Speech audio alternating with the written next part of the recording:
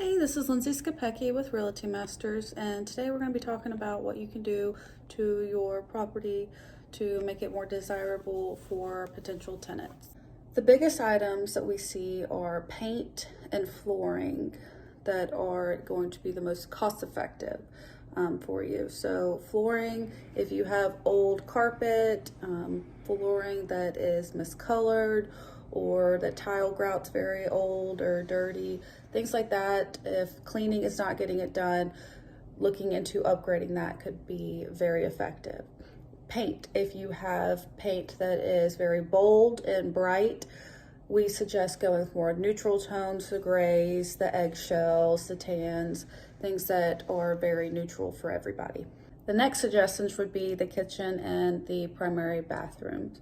Now, we don't suggest, if you don't have the funds, to do a full remodel, but some things like painting the cabinets, updating the hardware, and even replacing the countertops if they are dated can make a big difference but not break the bank.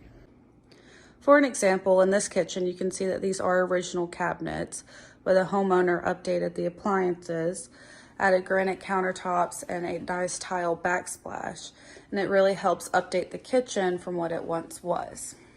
The next items are a little bit more costly, but they still make a big difference when you're looking at tenants and what they want. Fences seem to be a big want for tenants. Most tenants have pets of some sort. Not all of them require a fence, but the fence could just be a privacy thing.